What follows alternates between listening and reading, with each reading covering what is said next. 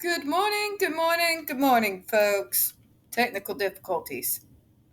Welcome to another episode of Spilling Tea. I'm your host, Tiffany Daniels, and we're going back to that horrible world known as the JRC. But before we do, the usual disclaimers.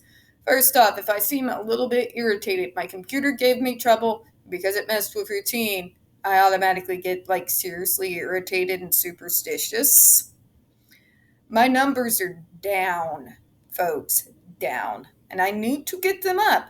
I've got to complete this month and beat the fucking numbers if I want to get out of sales. So, every single positive vibe that you've got, please send it in my general direction, alright? I don't need any meltdowns today. Also, I see people are not taking my fucking advice and falsely equivalating the case of JD versus AH versus Jolie and Pitt. I'm so tired of this, folks. Why is it so hard for you people to use your damn head? Neurotypicals, explain this to me. Why do we automatically gotta pick sides? And why are we verbally reprimanded and considered horrible human beings if we don't? Why is it so hard to wait for evidence to come out instead of emotionally knee-jerk reacting to everything? This is not intelligence. This is not activism. This is not advocacy for victims. It's stupidity. It's ignorance. It's fucking high school all over again. Anybody can start a rumor. Anybody can lie. Anybody can cheat. But the facts are the facts whether anybody likes it or not. Facts don't care about feelings. They don't care about your emotions. They don't care if you are believe all women or what the fuck hell ever. Okay? Evidence and facts matter. If you are to learn anything from JD versus AH, please, for the love of God, learn that. Learn that. Internalize it. Evidence and facts matter more than team picking and your fucking feelings. Okay? I am not a horrible person because I don't automatically side with her or side with him. What I is a very analytical, critical thinking person who puts facts and evidence above my goddamn feelings or gut reactions. I would hope more of you would learn from JD versus AH and instead of crucifying one person or the other, would just simply wait. Find out about the situation, go from there.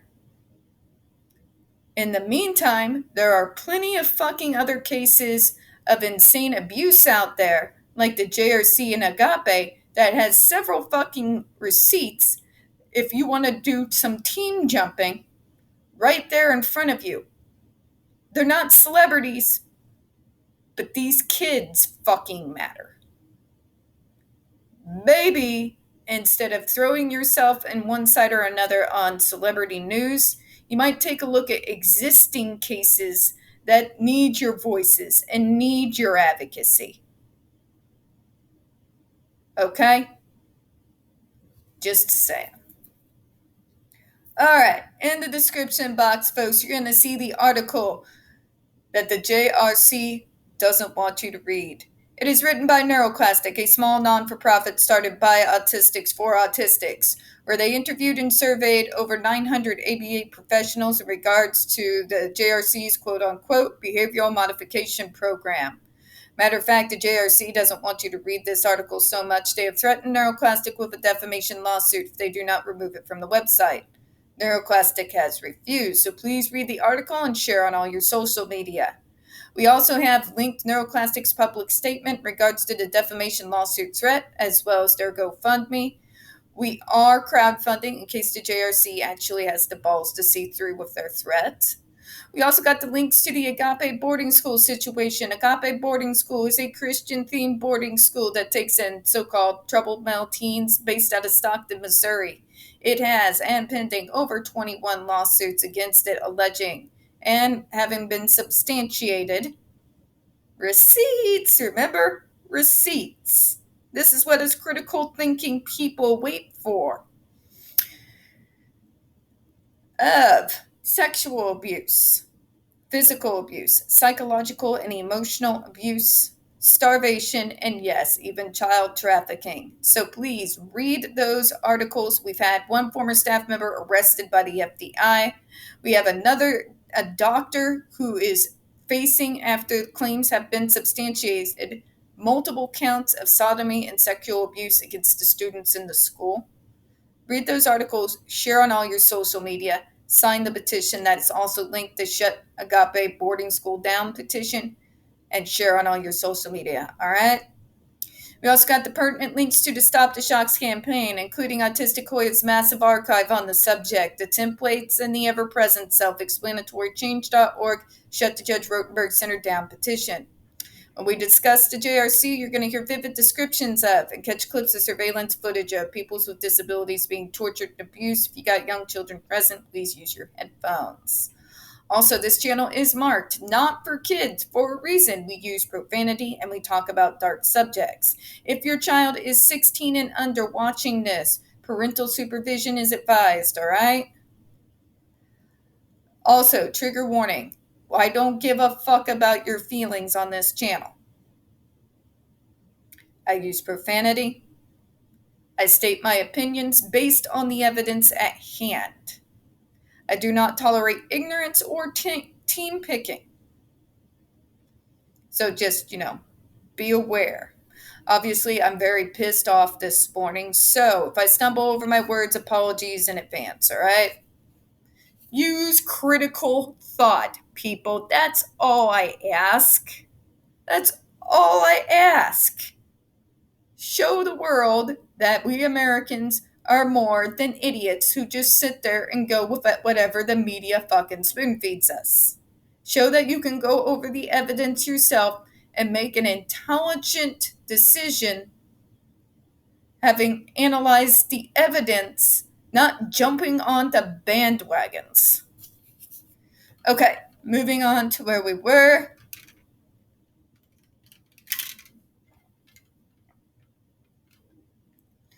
B, modeling. We place students in groups where other students in the group do not tend to engage in the problematic behavior. Here we go. If you would just imitate and act like them, we won't have to hurt you. Tell me this doesn't sound like every single abuser we've ever heard of. Right? Right? See, doing that only teaches us one thing. It teaches us how to mask. You can sit there and say it teaches appropriate behavior all you want to, but having been the person that would always imitate the most social butterfly in the group in order to just get along and not be as big as a target as I was in elementary school, I can tell you the only thing this does is teach us how to mask. We tell you what you want to hear. We give you the responses you want to see just because we don't want to have to deal with your bullshit. Okay? We don't like being punished for no reason for being born different. So we'll mask. It's exhausting. It's mind-numbing. It's dehumanizing as hell. But we do it because you force us to. Okay? Here we go. Strengthening competing appropriate behaviors so that they can successfully compete with the inappropriate behavior. This is, oh my God.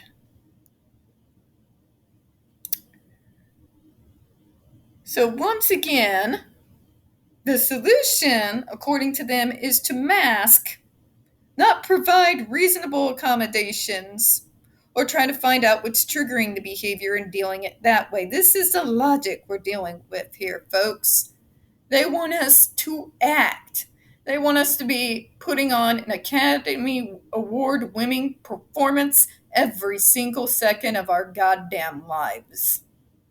They don't actually want to deal with us or our issues. They don't want to find reasonable accommodations. They don't want to find logical solutions to deal with triggering issues that cause behaviors.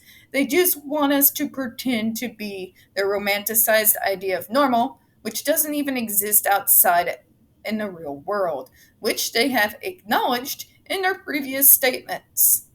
But let's read this garbage here, shall we? Strengthening alternative behaviors that compete with the target inappropriate behaviors. We might determine that particular times of the day the student who tends to engage in the behavior and make sure he or his is engaged in some alternative activity is incompatible with the behavior. Oh, for fuck's sake. So can I actually tell you what this actually means? Because they use self-injurious behavior. What they really mean is any behavior that is out and out autistic, which includes stimming. We can't have stimming. It makes the normies uncomfortable. But then we get pissed and shit on whenever we have a meltdown or burn out because it is fucking exhausting to mask this much every goddamn day. Those behaviors come out when we become exhausted and just can't fake it no more. We're not dealing with targeted behaviors. They're still there, left undealt with. And therefore, when we become exhausted, when we just simply can't mask anymore, they come out to haunt us. Like this morning, when my computer didn't want to turn on. I masked so much for so long, every single goddamn day, especially on work days, that just the littlest thing going wrong with my routine can send me in an irritated state that can cycle down into anger and meltdown like that. That easy. That easy. How do I deal with this behavior? I know it's because my routine has been thrown off. Well, I have to go into self-soothing stims. So what am I talking about here? Like holding on to my bottle. Yes, I know it's fucking weird, but nice smooth things like holding on to my bottle here is soothing and it helps me relax. Helps me calm down. JRC would say, well, that's not appropriate for you to have right now, Zap. Yeah. Strengthening alternative appropriate behaviors that generate the same accelerating consequences that the inappropriate behavior generates. For example, we might try to teach the student the other ways to generate the same function of the behavior. Here we go again. The fact of the matter is the JRC doesn't actually know or care what's causing the behavior because they think they know everything, just like every single other ABA piece of crap I've ever dealt with. They project their motivations onto us and then treat it. They never do their homework or look beyond that. They always think it's attention-seeking behavior. It's not. It's our neurology. I can't stress this enough. We're not trying to get attention. We're not trying to get some positive result. We're not trying to fucking manipulate you. It's just us acting as our neurology has us act. This is how our brains function. If we are stimming and it is not hurting anyone, leave us the fuck alone. Let us self-regulate. Because if we are doing that, then I'm less likely to punch you in the fucking face. Because I'm self-soothing, right? I'm calming myself down, right?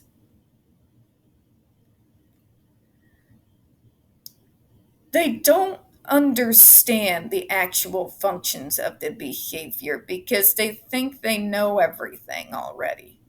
They don't talk to us. The few times we try to explain to them that that's not what's going on, they either say that we're in denial or that we don't understand ourselves. That's my fucking favorite, by the way. You don't understand yourself. You don't understand. You're actually manipulating people to get something that you want. No, I'm not, bitch. I'm just trying to calm down and survive.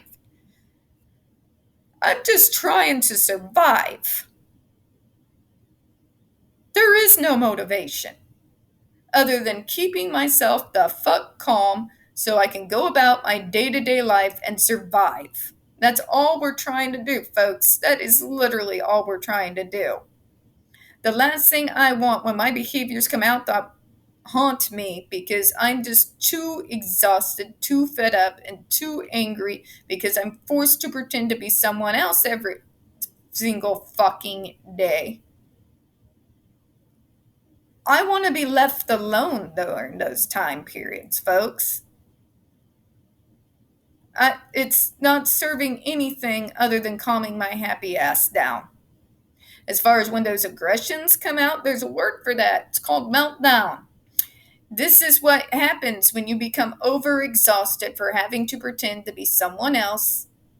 The self-loathing that comes along with that, the exhaustion of trying to rip through your brain to do the appropriate response with the proper body language and the appropriate facial expression to appease whatever neurotypical you're having to deal with at the moment. It's mind-numbing, folks. So when those behaviors come out, it's because I just simply can't anymore. If I am stimming in that time, order to self-soothe, leave me the fuck alone. I don't want your attention. The last thing I want is your attention at that moment. Okay? Quit trying to project neurotypical motivations onto us. Our brains do not function the same. I cannot emphasize that enough. Sit down, shut up, and listen to us when we're talking to you when it comes to these behaviors. We know what triggers us. We just don't always know what to do about it. We don't necessarily know what to do with reasonable accommodations. It's like me on the phones, where I have 2 solid months, and then all of a sudden I'm back down to my lower numbers, and my boss is asking me, well, what's different? I don't fucking know. I don't fucking know what's different. This is what I'm talking about. Okay? This is what I'm talking about here. I'm not getting lower numbers to try to get attention. I'm not getting lower numbers because I want to be noticed and I want somebody to kiss my ass. It might be due to the fact that after 2 months of solid numbers, I'm just simply exhausted and fed up of pretending to be something that I'm not. That's a very distinct possibility. But you see where I'm going with here, right? Where that might motivate a certain type of neurotypical. It's not us. Okay? I'm not trying to get my boss's attention. In fact, every time I do, I get even more paranoid than I already am on a day-to-day basis. Stop it. I'm going to close out on that. We don't get very many views on this channel, especially on this subject. The few that we do tend to get removed from time to time. So folks, please don't forget to hit the like button, hit subscribe, and don't forget to hit the comments. I do appreciate your time this morning. And as always, we here at Spilling Tea hope you have a good one. I'm going to go make me some eggies. Hopefully it will calm me down. Pray for me. Bye-bye.